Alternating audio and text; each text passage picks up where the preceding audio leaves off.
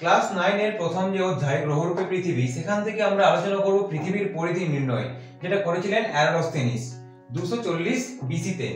তাহলে এটা নির্ণয় করার আগে আমরা আজকে জেনে নিচ্ছি একটা ছোট্ট গল্প, যেটা তিনি কিভাবে পৃথিবীর পরিধি নির্ণয় করার জন্য পদক্ষেপ নিয়েছিলেন, মানে তিনি কিভাবে অনুপ্রাণিত হয়েছিলেন বা সেই আইডিয়া তিনি কোনখান থেকে পেয়েছিলেন। শোনো, তাহলে তোমরা আলেকজান্ডারের নাম শুনেছো, মহান ইতিহাস, তোমরা মহান আলেকজান্ডারের নাম শুনেছো। তাহলে দেখো, যখন আলেকজান্ডার মারা যাচ্ছেন তখন গ্রিসের দায়িত্ব পড়ে তার 3 সেনাপতির উপর। তার মধ্যে থেকে মিশর দেশের যে দায়িত্ব সেটা পড়েছিল টলেমির উপর। টলেমির উপর মিশরের দায়িত্ব পড়ে। তো টলেমি তোমরা নাম শুনেছো, একজন বিরাট বড় ভৌগোলিক ছিলেন, দার্শনিক ছিলেন টলেমি। তো তিনি কি করেছিলেন, তিনি ছিলেন আলেকজান্দ্রিয়ার একজন আর কি, আলেকজান্দ্রিয়া সামলাতেন, পুরো মিশরের আলেকজান্দ্রিয়ায় তিনি থাকতেন। তো সেই কারণে তিনি আলেকজান্দ্রিয়া নামক জায়গায়, যেটা মিশরের একটা জায়গা, সেখানে তিনি একটা লাইব্রেরি স্থাপন করেন। এটা ছিল মিশরের সবচেয়ে বড় লাইব্রেরি। তো যেহেতু তিনি মিশরের সবথেকে বড় একটা লাইব্রেরি নির্মাণ করেছিলেন, সেহেতু তিনি দেশ বিদেশ থেকে বিভিন্ন পণ্ডিতদের ডাকতেন এবং সেই লাইব্রেরিকে তিনি দেখাতেন।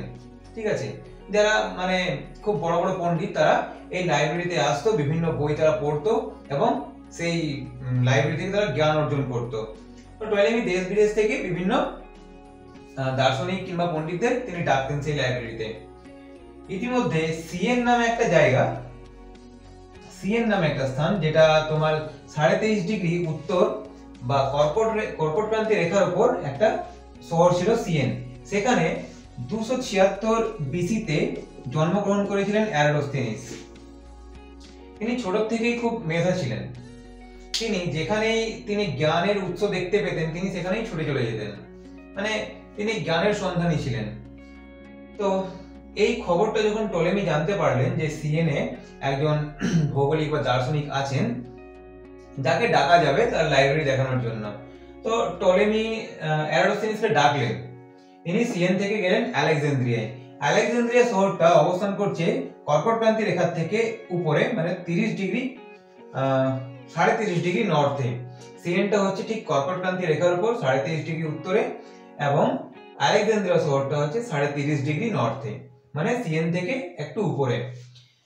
তাহলে এরাটোস্থেনিস চলে গেলেন কোথায়? সিএন থেকে চলে গেলেন তিনি আলেকজান্দ্রিয়ায়।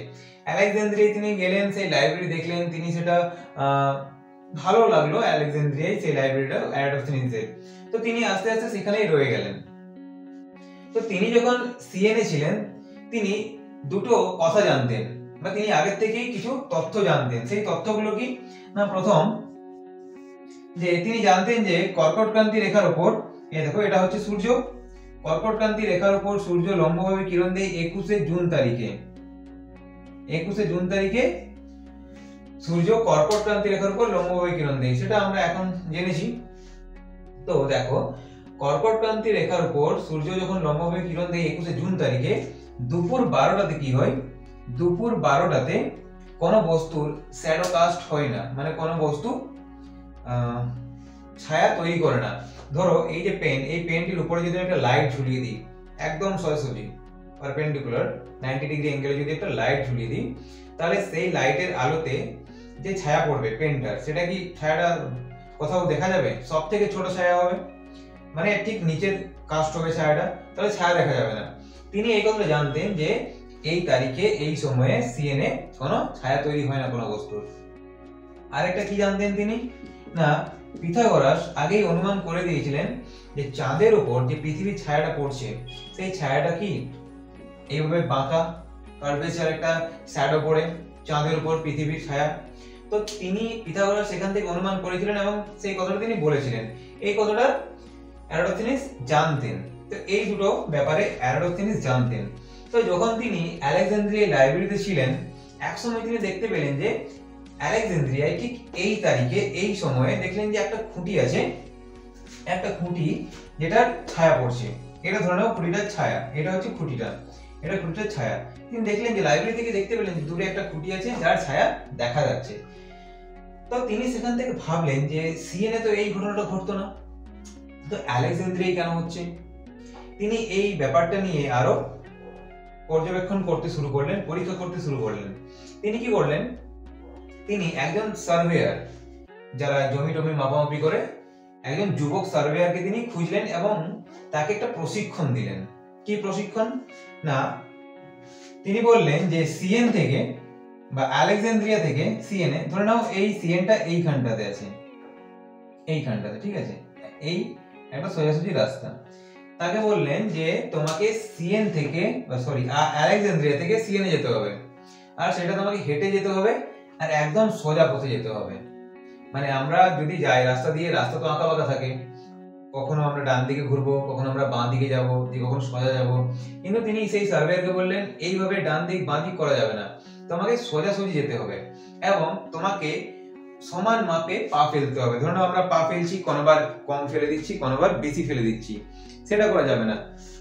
তোমাকে প্রত্যেকবার সমান মাপে পা ফেলতে হবে এবং সেটা গুনতে হবে কতবার ফেলছি পা, এবং সবথেকে শর্টেস্ট ডিস্টেন্সে তোমাকে যেতে হবে আলেকজান্দ্রিয়া থেকে সিএন এ। তো এটা প্রশিক্ষণ তিনি দিয়েছিলেন সেই সার্ভেয়ারকে। তো সেই সার্ভেয়ার আলেকজান্দ্রিয়া থেকে সিএন এ ওইভাবে গিয়ে একটা আনুমানিক তিনি দূরত্ব ঠিক করেছিলেন, সেটা ছিল 5000 স্ট্যাডিয়া। 5000 স্ট্যাডিয়া। সেই সময় আমরা এখন দূরত্ব মিটার কিলোমিটারে মাপি, সেই সময় মিটার কিলোমিটার ছিল না, সেই সময় ছিল স্ট্যাডিয়া। তো স্ট্যাডিয়া এককে তিনি এই দূরত্বটা মেপেছিলেন। এখান থেকে দেখো, এখান থেকে তিনি ক্যালকুলেশন করে বার করেছিলেন যে সূর্য এখান থেকে কত ডিগ্রি অ্যাঙ্গেল ক্রিয়েট করছে। দেখো এটা ধরে নাও হচ্ছে সিএন শহর, এইখানটায় আলেকজান্দ্রিয়ায় একটা খুঁটি আছে। তাহলে সূর্য যখন কর্কট ক্রান্তি রেখার উপর 21শে জুন তারিখে দুপুর 12টার সময় আলো দেবে, তখন সিএন এর উপর তো কোনো শ্যাডো কাস্ট হবে না, মানে সিএন এর একদম মাথার উপর দিয়ে সূর্যের আলো চলে যাবে। কিন্তু আলেকজান্দ্রিয়ায় যে খুঁটিটা, সেই খুঁটিটা একটা ছায়া ক্রিয়েট করবে, এই যে এই অ্যাঙ্গেলটা, এই অ্যাঙ্গেলটা বা এই অ্যাঙ্গেলটা। সেই অ্যাঙ্গেলটা তিনি বার করেছিলেন কিভাবে না, tan theta is equal to লম্ব বাই ভূমি। এরপর তিনি এখান থেকে খুঁটির লম্ব এবং ভূমির যতদূর ছায়া পড়ছে ততটা, মানে যে তখন যে ডাটাটা পাওয়া গেছিল সেই ডাটা অনুযায়ী বলছি, খুঁটি যতটা লম্বা ছিল সেই খুঁটির উচ্চতা এবং যতটা ছায়া পড়েছিল ওই জায়গাতে ততটা, ওই ডাটা নিয়ে তিনি বার করেছিলেন যে এটা বেরোচ্ছে 7.2 ডিগ্রি। ঠিক আছে, বা এটাকে আমরা লিখতে পারি 7 ডিগ্রি 12 মিনিট, এভাবে লিখতে পারি। তাহলে দেখো এটা আমরা এরাটোস্থেনিস ক্যালকুলেশন করে পেয়েছিলেন যে ছায়াটা যেটা পড়ছে সেটা হচ্ছে তোমার 7 ডিগ্রি 2 মিনিট বা 12 মিনিট বা 7.2 ডিগ্রি। তাহলে দেখো যেটা তিনি মেপেছিলেন সেটা হচ্ছে সিএন থেকে আলেকজান্দ্রিয়ার মধ্যে পতন কোণের পার্থক্যটা হচ্ছে 7 ডিগ্রি 12 মিনিট, সিএন থেকে আলেকজান্দ্রিয়া। তো এইখানে দেখো সিএন আর আলেকজান্দ্রিয়া এইটুকুটা হচ্ছে 7.2 ডিগ্রি, এইটুকুটা। তাহলে পৃথিবী তো 360 ডিগ্রি, পৃথিবী 360 ডিগ্রি, এইটুকু পার্টটা যদি 7.2 ডিগ্রি হয় তাহলে পুরো 360 ডিগ্রি কত হবে? তাহলে দেখো 360 কে যদি আমরা ভাগ করি 7.2 ডিগ্রি দিয়ে তাহলে 50 বেরোবে। মানে এই বৃত্তটা 50 ভাগের 1 ভাগ হচ্ছে সিএন আর আলেকজান্দ্রিয়ার মধ্যে দূরত্ব, 50 ভাগ। ঠিক আছে, তো একটা বৃত্তের 50 ভাগের 1 ভাগ হচ্ছে সিএন এবং আলেকজান্দ্রিয়ার মধ্যে দূরত্ব। তাহলে পুরোটা কত হবে? এটাকে যদি আমরা গুণ করে দিই স্ট্যাডিয়া দিয়ে, যেটা তিনি বার করেছিলেন 5000 স্ট্যাডিয়া, তাহলে তিনি পেয়ে যাচ্ছেন 25000 স্ট্যাডিয়া, 25000 স্ট্যাডিয়া। ঠিক আছে, এখন 1 স্ট্যাডিয়া কোথায় লিখেছিলাম, 1 স্ট্যাডিয়া হচ্ছে 185 মিটার, 1 স্ট্যাডিয়া সমান হচ্ছে 185 মিটার। তো তিনি এইভাবে ক্যালকুলেশন করে বার করেছিলেন যে পৃথিবীর যে পরিধি, তিনি 46250 কিলোমিটার বার করেছিলেন। তিনি বার করেছিলেন পৃথিবীর পরিধি 46250 কিলোমিটার। আর এখন আমরা বিভিন্ন বৈজ্ঞানিক পদ্ধতি, বিভিন্ন যন্ত্রপাতি ব্যবহার করে আমরা পৃথিবীর যে পরিধি বার করেছি, যেটা গড় পরিধি, সেটা প্রায় 40000 কিলোমিটার। তো তিনি প্রায় 6250 কিলোমিটার বেশি বার করে দিয়েছিলেন। এই বাড়তি বেরোবার দুটো কারণ, একটা হচ্ছে যে দেখো পৃথিবী যে 360 ডিগ্রি এটা আমরা জানি, কিন্তু সত্যিকারের পৃথিবী 360 ডিগ্রি নয়। কারণ একটা বৃত্ত 360 ডিগ্রি হতে পারে, কিন্তু পৃথিবীর যে সারফেস এটা কোনো জায়গায় উচ্চতা বেশি, কোনো জায়গায় গভীর খাত, এইভাবে পৃথিবীর পৃষ্ঠ। তাহলে এটা সম্পূর্ণ যেহেতু বৃত্তাকার বা মসৃণ গোলাকার নেই, সেহেতু হয়তো তিনি হেঁটে গিয়েছিলেন, যে সার্ভেয়ারটা উঁচু রাস্তায় গিয়েছিলেন, আবার খাতে পড়ে গিয়েছিলেন, তো এই দূরত্বটা মেজার করা খুবই কষ্টকর, তাই না? কারণ পৃথিবী সম্পূর্ণ বৃত্তাকার বা 360 ডিগ্রি নয়। আরেকটা হচ্ছে যে তিনি হেঁটে যে গিয়েছিলেন সেইখানে তিনি ক্যালকুলেশন ভুল করেছিলেন।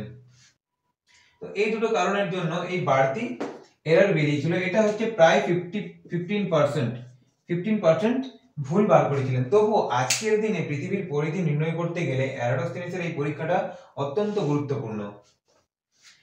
তো তোমরা যারা এই ভিডিওটির নোটস চাইছো, বা এরাটোস্থেনিস কিভাবে পৃথিবীর পরিধি নির্ণয় করেছিলেন তার জন্য যদি তোমরা নোটস চাও, তাহলে অবশ্যই তোমরা ডিসক্রিপশন বক্সে গিয়ে দেখো, একটা হোয়াটসঅ্যাপের লিংক পাবে, ওখানে হোয়াটসঅ্যাপ গ্রুপটা জয়েন করে নাও, দিয়ে ওখানে নোটস পেয়ে যাবে। আর তোমরা যদি কোনো টিউশন চাও, অনলাইন বা অফলাইন বা হোম টিউশন বাঁকুড়ার মধ্যে, সম্পূর্ণ বাঁকুড়ার মধ্যে, তাহলে অবশ্যই আমাকে কমেন্ট করে জানাবে। তো ক্লাস 9 এর জন্য আজকের ভিডিওটি এইখান পর্যন্তই।